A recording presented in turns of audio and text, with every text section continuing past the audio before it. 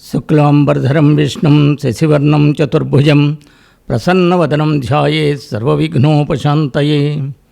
గురుర్బ్రహ్మ గురుర్విష్ణు గురుర్దేవో మహేశ్వరః గురుస్సాక్షాత్ పరబ్రహ్మ తస్మై శ్రీగురవే నమః. వ్యాసం వసిష్ఠనప్తారం శక్తేః పౌత్రమకల్మషం పరాశరాత్మజం వందే సుఖతాతం తపోనిధిం.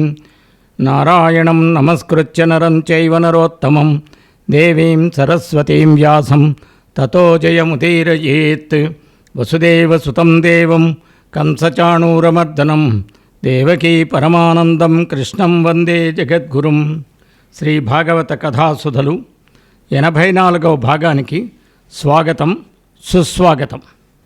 క్రిందటి భాగంలో గజేంద్రస్థవాన్ని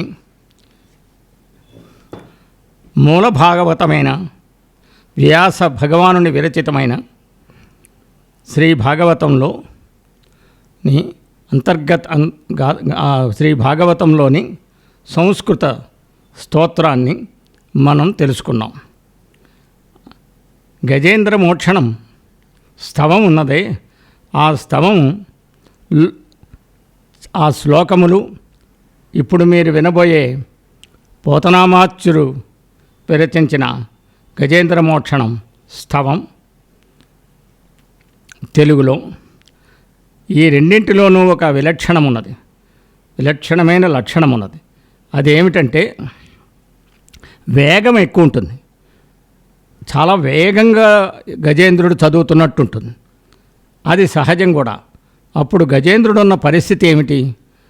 ఆ మొసలితో కొన్ని వేల సంవత్సరాలు పోరాడాడు. శరీరం అలసిపోయింది, ఇంకా పోరాడలేను అనే స్థితికి వచ్చేశాడు. ఆ స్థితికి వచ్చిన వాడు ప్రార్థన చేస్తుంటే చాలా వేగంగా చేస్తాడు, ఎందుకంటే తొందరగా రక్షణ లభించాలని. ఆ స్థితిని వర్ణిస్తూ పోతనామాచ్యులు వారు అంటారు, ఈ గజేంద్రుడు అంటున్నాడన్నమాట, ఏ రూపంబున దీని గెల్తు ఇటమే దేవేల్పు చింతింతు ఎవ్వారించీరుదు ఎవ్వరడ్డమింక ఇవ్వారి ప్రచారోత్తమున్ వారింపదగువారెవ్వరు అఖిల వ్యాపార పారాయణుల్లేరే మృక్కెద దిక్కుమాలిన మొరాలింపం ప్రపుణ్యాత్మకుల్ అనే తన బాధని తలచుకుంటూ ధ్యానం చేస్తున్నాడు. ఏ విధంగా ఈ ముసలిని గెలవను, ఇక పైన ఏ దేవుని ప్రార్థించేది, ఎవరిని రక్షించమని పిలిచేది? దొడ్డదైన ఈ ముసలి పరాక్రమాన్ని అడ్డగించేవారెవరూ లేరా? అన్ని కార్యాలను సాధించేవారుంటారే, పుణ్యాత్ములైన మహానుభావులెవరు దిక్కులేని నా మొరను ఆలకించేవారే లేరా? ఉంటే వారికి నమస్కరిస్తాం. తాను శక్తిహీనుడని గుర్తించడమే తరించడానికి మొదటి మెట్టు. ఈ గజేంద్ర స్తవంలో మనకి శరణాగతి యొక్క పరాకాష్ఠ మనకి దర్శనమిస్తుంది. శరణాగతికి మూలభావం ఏమిటంటే తాను శక్తిహీనుడని గుర్తించడమే.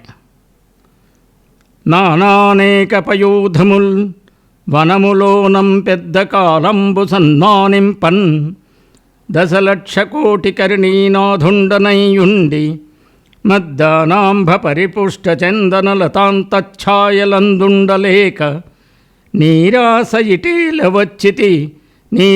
నిటేల వచ్చితి భయం బెట్లో కదే ఈశ్వరా. తన పూర్వస్థితి మహోన్నతమైనటువంటి స్థితి. చాలా కాలంగా ఈ అడవిలో ఎన్నో ఏనుగుల సమూహాలు నన్ను గౌరవిస్తూ సన్మానిస్తూ వస్తున్నాయి. 10 లక్షల కోట్ల ఏనుగులకు ఆదినాథుడనుగా ఉన్నాను. నా దాన జలధారలతో ఏపుగా పెరిగిన ఓ మంచి గంధపు చెట్టు నీడల్లో హాయిగా ఉండకుండా ఈ నీరు అనే ఆశ ఎందుకు పుట్టాలి? ఈ మడుగుకే ఎందుకు రావాలి? భయం పుడుతోంది భగవంతుడా, నా గతి ఏమిటో అని బాధపడుతూ ఆ స్తోత్రాన్ని ఇప్పుడు చేస్తున్నాడు. దాన్ని తెలుగులో మనకి పరమాద్భుతంగా అనేకమైన పద్యాల్లో అందించారు. అందులో చాలా మహిమాన్వితమైన కొన్ని పద్యాలని మనం తెలుసుకుంటాం. ఇది చాలా జగత్ప్రసిద్ధి చెందిన పద్యం. ఇది విశ్వజనీనమైన ప్రార్థనగా ప్రసిద్ధమైంది. వ్యాస భగవానుడు మొట్టమొదట రాసిన ఒక శ్లోకంలో యస్మిన్నిదం యతశ్చేదం ఏనేదం యా ఇదం స్వయం యోస్మాత్ పరస్మాచ్చ పరంతం ప్రపద్యే స్వయంభువం.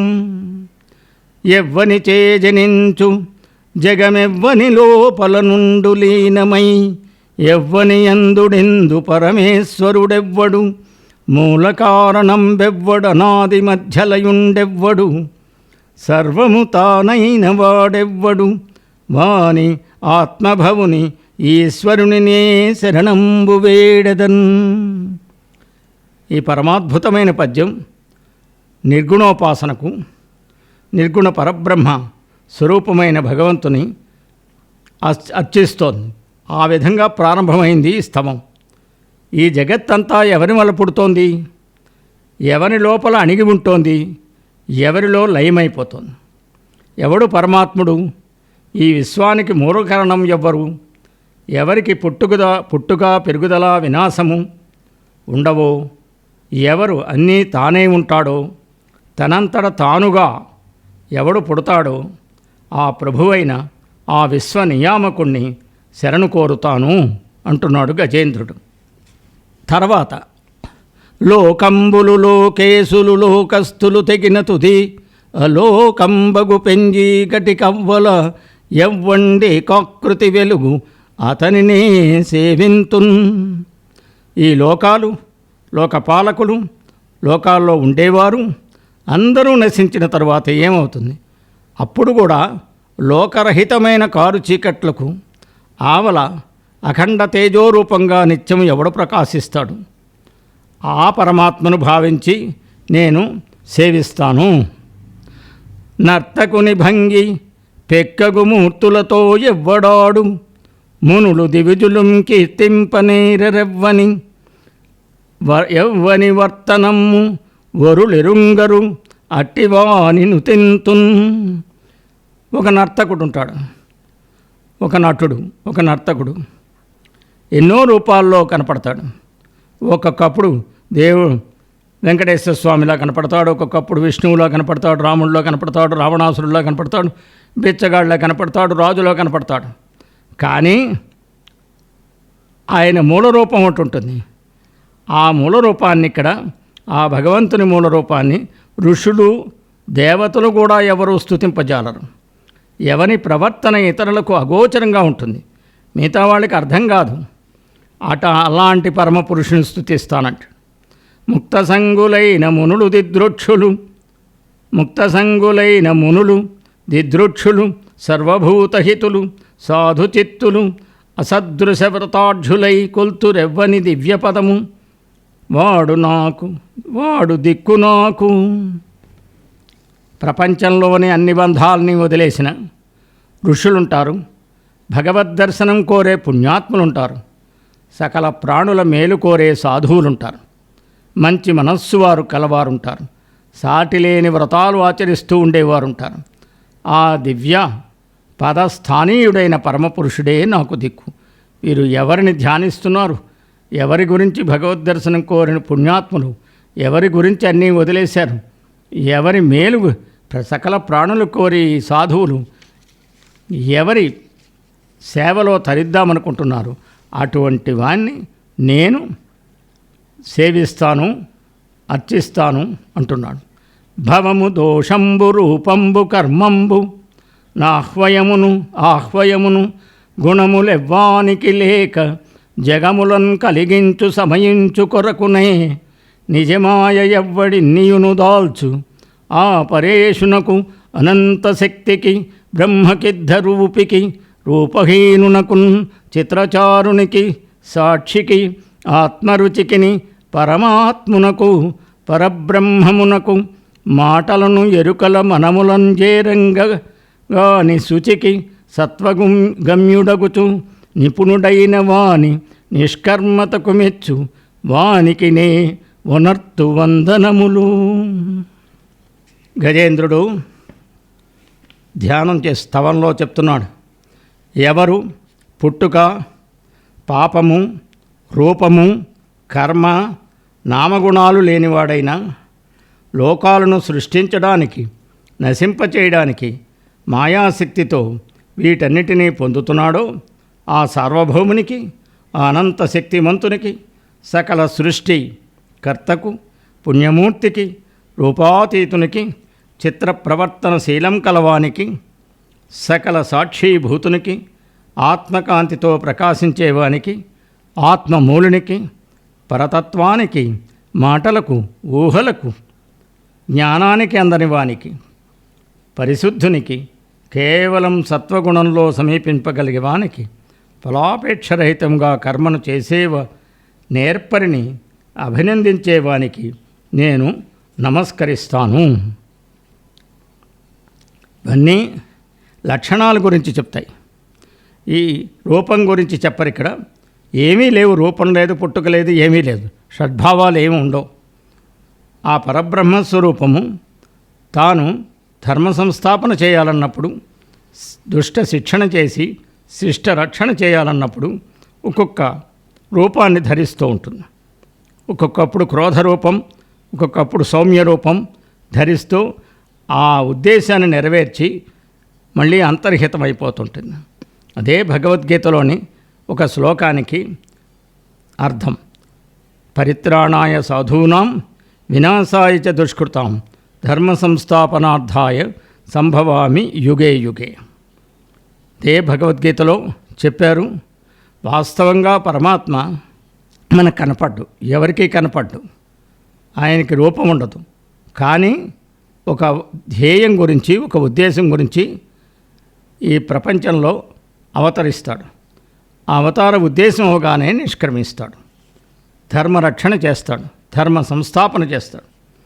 శాంతునకు అపవర్గ సౌఖ్య సంవేదికి, శాంతునకు అపవర్గ సౌఖ్య సంవేదికి, నిర్వాణభర్తకు, నిర్విశేషునకు, ఘోరునకు, గూఢునకు, గుణధర్మికి, సౌమ్యునకు, అధిక విజ్ఞానమయునకు, అఖిలేంద్రియ ద్రష్టకు, అధ్యక్షునకు, బహుక్షేత్రజ్ఞునకు, దయాసింధుమతికి, మూల ప్రకృతికి, ఆత్మమూలునికి, అఖిలేంద్రియ జ్ఞాపకునకు, దుఃఖాంతకృతికి, నెరి అసత్యమనడి నీడతో వెలుగుచు ఉండు నెక్కటికి, మహోత్తరునకు, నిఖిలకారుణునకు, నిష్కారుణకు నమస్కరింతుమన్ను నన్ను మనుచు కొరకు. నన్ను కాపాడడానికి నేను ఈ పరమాత్మని నేను నమస్కరిస్తాను. పరమాత్మకి. ఆ పరమాత్మ ఎలాంటివాడు? శాంతస్వరూపుడు, మోక్షమార్గ ప్రదాత, మోక్ష స్థానానికి అధిపతి, స్వపరభేదం లేనివాడు, దుష్టులకు ఘోర రూపంలో దర్శనమిస్తాడు. అతని తత్వం చాలా రహస్యమైనది, నిగూఢమైనది. గుణాల ద్వారా అతని ధర్మాన్ని గుర్తించగలం, కానీ రూపాల ద్వారా కాదు. సౌమ్య స్వభావుడాయన, అతని జ్ఞానం అతీతమైనది. అఖిలేంద్రియ వ్యాపారాలను చూస్తాడు, అందరినీ గమనిస్తూ ఉంటాడు. మనలోనే, మన ఆత్మలోనే, మన మనస్సులోనే ఉండి మన కార్యక్రమాలన్నిటికీ సాక్షీభూతుడై ఉంటాడు. అన్నీ గమనిస్తూ ఉంటాడు. ఎవరినైనా మనం మోసం చేయొచ్చు, కానీ ఆ లోపలున్న పరమాత్మను ఎవరూ మోసం చేయలేరు. ఆయనకు అన్నీ తెలుసు. మనం చేసిన కర్మల యొక్క లెక్క అంతా ఆయన రాస్తూ ఉంటాడు. సర్వజ్ఞుడు ఆ ప్రభు, దయామయుడు, సర్వానికి మూలమతడే, ఆత్మకు ఆధారమతడే, ఇంద్రియ జ్ఞాపకుడు ఆయనే. ఇంద్రియాలు కొన్ని మర్చిపోతాయి, ఎందుకంటే పూర్వజన్మ విషయాలు మనకేమి గుర్తుండవు, కానీ ఆ జ్ఞాపకత్వాన్ని ఆయన ఇవ్వగలడు. అదే ఇప్పుడు గజేంద్ర స్తవం అయింది. పూర్వజన్మల్లో ఎప్పుడో స్తవం చేశాడు ఆయన. ఇప్పుడు ఏనుగు జన్మలో ఉన్నా సరే ఆ భగవత్ కృప వలన ఆయనకి, ఈ గజేంద్రుడికి పూర్వజన్మల్లో ఎప్పుడో చేసిన ఈ స్తోత్రం గుర్తొచ్చింది.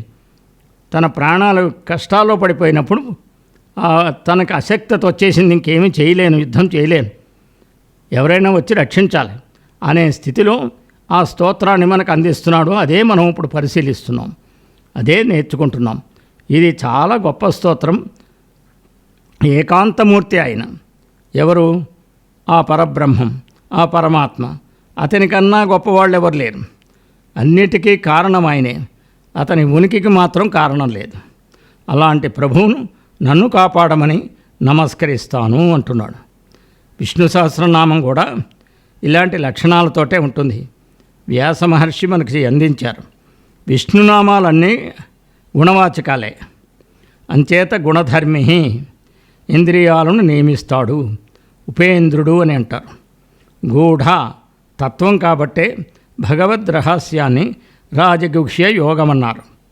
నిష్కారణత్వము తత్వము అనగా భగవంతుని ఉనికిని తర్కంతో మనం నిరూపించలేము. ఇలాగా భగవంతుని యొక్క నిష్కారణాయ అద్భుత కారణాయ అనే కారణం కూడా ఒక మహాద్భుతం. భగవంతుడే ఈ అద్భుతానికి వ్యక్తీకృతి. యోగాగ్ని దగ్ధ కర్ములు యోగీశ్వరులు ఏ మహాత్మునుందెరుగక సజ్జోగ విభాసితమున మనముల బాగుగా వీక్షింతురు అట్టి పరమున్ భజింతున్ అనే పద్యంలో గజేంద్రుడు అంటున్నాడు, యోగీంద్రులు యోగమనే అగ్నిలో తమ కర్మలను కాల్చివేసి ఇంకా దేనిని తలుచుకోకుండా ఏకాగ్రతతో బాగా కుదిరిన యోగం చేత ప్రకాశిస్తున్న మనసుల్లో ఏ దేవుణ్ణి సదా స్మరిస్తూ ఉంటారో చూస్తుంటారో ఆ పరమపురుషుణ్ణి నేను సేవిస్తాను. ఈ అద్భుతమైన పోతనామాచ్యులు అందించిన అద్భుతమైన గజేంద్ర స్తవాన్ని వచ్చే భాగంలో కొనసాగిద్దాం. సర్వం కృష్ణార్పణమస్తు. స్వస్తి.